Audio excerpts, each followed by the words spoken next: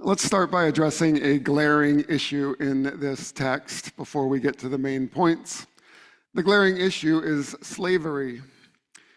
We have here a story about a man who wants Jesus to heal the person he's enslaving because that person is, quote, highly valuable to him. And Jesus' response is not, why are you enslaving somebody? Or how about I set the person free and then we'll talk about healing him? Or how about I heal him and in that process of healing, he will be set free? No, Jesus just says, oh yeah, sure, let's go find that person you're enslaving and get him back to work. Here's the hard reality that this demonstrates. The Bible specifically allows for the enslavement of human beings. Leviticus 25, 44 through 36. The Bible calls on slaves to obey their masters in Ephesians 6, 5 through 9, and 1 Peter 2, 18. There are some attempts in the Bible to regulate slavery, to limit its worst abuses, but nowhere does it say something like, thou shalt not enslave people, which seems like it would have been a good thing to include. The reason I start by putting such a fine point on this is that if we are going to use the Bible as our moral, ethical, and spiritual touchstone, which is what we do, we're going to read this book every Sunday, we need to be honest about what we're dealing with. We need to be honest that we have a book that was written in a very foreign culture in a very ancient time. We need to be honest that not all the values expressed by that culture and in that time can be assumed today to be good. Now, to be fair, there are times when these ancient texts have great wisdom and searing critiques of our modern values and practices. But there are also times when our modern values need to critique the text. The fact is that every modern reader of the Bible is engaged in what scholars call a negotiation with the text. It doesn't matter if you're conservative or moderate or progressive, everyone negotiates with the text. Our modern values are always in conversation with the values of the text, and they should be. And we are always choosing what to elevate from the text and what to disregard.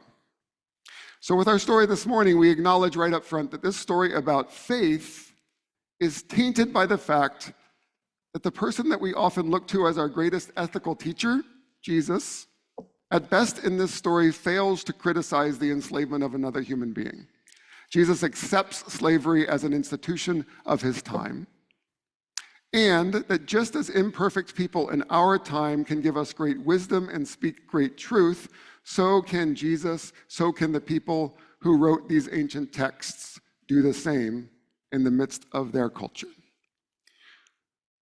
Okay, so let's talk about this centurion who will be our exemplar of faithfulness. Are you ready to consider this enslaving Roman soldier as an exemplar of faithfulness? I hope so, because one of the points of the whole story is that the people we least expect can be the most faithful. The people we most despise can be the most faithful. And when it comes to faith, there are things that we can learn from the very people we condemn. The story puts a very fine point on this. Jesus says, not even in Israel have I found such faith as this non-Israelite Roman centurion. Jesus could have praised the centurion's faith without saying it was better than every Jewish person he'd ever met. He didn't have to go that far. He could have just said, hey, this guy has exemplary faith. But that wasn't the point.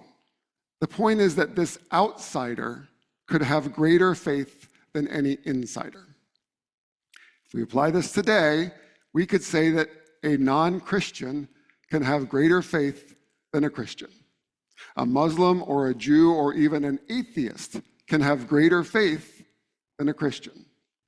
We could really push the envelope and say that a racist, a sexist, and a homophobic person can have greater faith than any enlightened person. Are you ready to do that? That's pretty uncomfortable, isn't it? And it may be true, but it's a worthy thing to remember. But if we think deeply about what faith is, we're going to see that faith is not something that we judge just by its quantity. but also by its object. Who or what do we have faith in? The other part of the lesson is that the centurion, who no one wants to learn from, is about to explain to us now how he thinks faith works, and it's that explanation that's actually going to cause Jesus to praise him so highly. So what is this explanation that gets this praise from Jesus? The centurion's explanation is that Jesus must be like a military commander who can order their soldiers to do something, and the soldiers will just do it. So in the context of the story, we must assume that the illness the enslaved person is experiencing is the soldier that the centurion believes Jesus can command. In the centurion's eyes, Jesus is a spiritual commander and has authority over all things spiritual, which in that time included illness. So the faith of the centurion is that Jesus has a spiritual power or authority over illness. Or to put that another way, the centurion believes that Jesus has a healing quality about him. And when he tells Jesus he doesn't need him physically to come to his house anymore, he is putting his faith not in the physical form of Jesus, but in the healing quality and power of Jesus. I'm going to break that down one step further, but before we go on, let's make one thing clear. We can't take this story literally in the sense that we cannot assume that we can reproduce the result of this story if we only have the right kind of faith. The fact is that no matter how much faith any of us have, we cannot make people well. We cannot make people well simply by means of our faith. We cannot make God or Jesus heal people because we have the right kind or the right amount of faith. In fact, faith is not about exerting our will on the world. A big part of faith is letting go of our control of the world. Trusting in God means trusting even if the outcome is not what we want. In fact, I really wish that this story today had not ended with the enslaved person getting healed. I think it would have been a much more interesting and powerful story if it had just ended with the centurion's explanation followed by Jesus' praise of him. So what happened to the enslaved person in this scenario? We wouldn't know what happened to the enslaved person because the point of the story is that the centurion figured out that faith is about letting go of control and trusting a power greater than himself, to trust the healing power of Jesus to do what it will or what it won't. Okay. So a minute ago, I said that the centurion's trust in the healing power of Jesus and not the physical presence of Jesus. And that's a big part of the story. The centurion tells Jesus in the story, I've changed my mind. You don't need to physically come to my house in order to heal the person I'm enslaving. And that's what impressed Jesus so much. I think there is something here that is really about the essence of faith. That faith is trust more in the qualities of God than the form of God. And we choose both. We choose the form of God we believe in, and we choose the qualities of God that we believe in. And having faith is about trusting more in the qualities that we have chosen for God than the form we have chosen for God. Make any sense? Okay.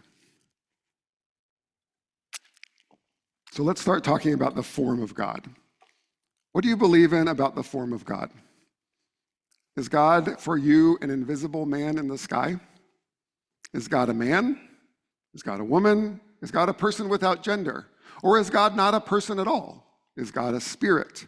Is God energy? Or is God a force? Or is God an elephant with multiple arms? Is God the whole universe? Is God Jesus? Is Jesus the human form of God? Or in the other direction, is God completely incomprehensible? And if you think that's the right answer, remember that believing in an incomprehensible God is just another way of comprehending God. Or maybe you say there is no God, but I bet if we dig deep enough in the psyche of most atheists, we will still find a form of God. The point is that it doesn't matter much what form of God we choose, because in this conception of faith, our practice will be trusting the qualities of God rather than the form. It actually doesn't matter what the form is. Choose any form you like. But what's important is that we get really specific and really careful about the qualities we choose for our God. It's kind of like, you know how there's a lot of people today, some people today who are really against DEI, right? We hate DEI. DEI is such a terrible thing. But what if we asked them to not say DEI, but to say the words, I hate diversity and equity and inclusion? That's a different feel to it, doesn't it? Ask them to say specifically the one that they really dislike. Oh, I really am against diversity. I'm against equality, equity. I'm against inclusion. That video of me saying those things is now captured forever. But in this example, DEI is a form. Diversity, equity, and inclusion are the qualities. So what are the qualities of your God? Is your God angry and vengeful? Is your God hateful? Is your God nationalistic? Does your God choose nations? Is your God homophobic? Which would be an interesting quality, a God who's afraid. Is your God afraid of things like diversity and equity and inclusion? I hope your God has none of those qualities. But let's be clear. If your God does have any of those qualities, it's because you chose those qualities for your God. There is only one way for any of us to conceive of God, and that is with our imaginations. We imagine a form for God, whether the simple form of a child's imagination or the sophisticated, nuanced form of a highly skeptical intellectual. We all imagine a form, and then we all imagine the qualities of God. And when it comes down to it, we are all responsible for the God we imagine. And this is where even a person whose faith is greater can imagine a harmful deity, can imagine a harmful God with harmful qualities. So the question becomes, what are the qualities of the God that you have faith in? And I'd like to suggest some to you. This is not an exhaustive list, but I'd like to suggest that you imagine, for instance, a God who is loving. Imagine a God who is fair. Imagine a God who is beautiful. The quality of your God is beautiful. Imagine a God who is joyful, who is well and whole. Imagine a God who is creative at their core. Imagine a God who is harmonious. And then by extension, imagine a world filled with those qualities. If those are the qualities of the God we believe in, then those can be the qualities of the world we live in. A world of love, fairness, beauty, joy, wellness, creativity, and harmony. And now remember the lesson that flawed Roman centurion discovered, that it is more important to trust in those qualities of God than the form of God. He didn't need Jesus physically present in his house. He trusted the quality of healing that Jesus had. When we talk about faith, we must be intentional and specific about what we put our faith in. And so I want to close now with some thoughts about how that faith functions, what that faith looks like within us. We've talked about what to put our faith in. Now let's talk about what that faith is. And I'll briefly offer 3 metaphors, just quickly, of how that faith functions within us. The metaphors are leaning in, openness, and finally, paddling with the stream. So leaning in. This was a very popular phrase for a while. It might have been like in a book or something, and I think it even got a little overused. But it's a good metaphor. When you lean into a conversation, it's usually because something's drawing you in and you're not even aware of it. You were just chatting casually and the topic changed or something about the person you're talking to changed and you're leaning in, you've got your elbows on the table, you're getting closer. Faith is leaning in. Leaning into what? Leaning into the qualities of God. leaning into love, leaning into fairness, into beauty. Lean into joy. Lean in to wellness and creativity and harmony. And again, we choose what we lean into. So in these times that we're experiencing right now in our country, choose well what you lean into. The second metaphor for faith is openness. Open like a flower toward the sun, open like the eagle's wings and the rising current of the air, and open like our bodies. And to feel the openness of your body, let's try a contrast. I invite you to try a closed body first. Put your arms crossed in front of you, over your chest. Maybe cover your head, arch your back. You're in a protected place. You're closed off. You're afraid. Feel that in your body. And now put your arms down, straighten your back, stretch your arms out. Feel that openness and what that feels like. But of course, you only are able to open yourself because you trust that it's safe to do so. I bet you know where I'm going with this. Open yourself, your heart, your mind, your soul, to the qualities of the God that you choose. Open yourself to love, fairness, beauty, joy, wellness, creativity, harmony. Imagine the qualities of God and open yourself to those qualities in the world. And finally, the most metaphor-y of the metaphors, paddle with the current. You know, like being on a kayak or a raft or a canoe. You're on a flowing river. You can have the choice of paddling along or trying to paddle against the current and go the other way.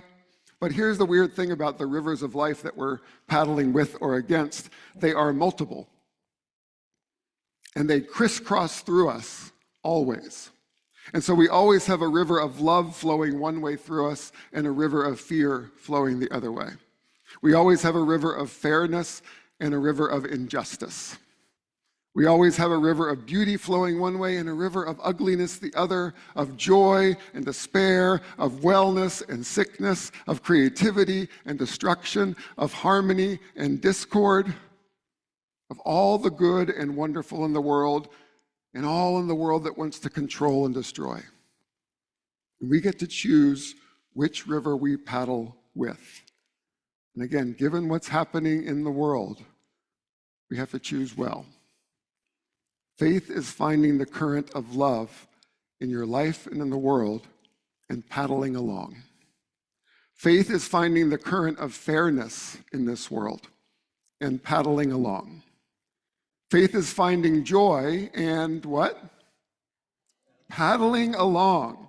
Faith is finding wellness in the world and creativity and harmony and doing what? Paddling along. And it turns out faith is not something that's exclusive to Christians, but it's also not something that just happens.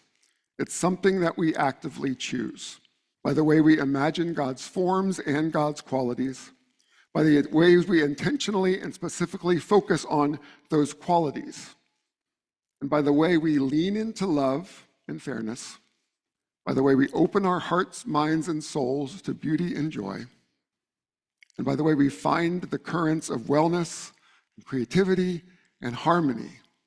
And what are we going to do? Paddle along. Amen.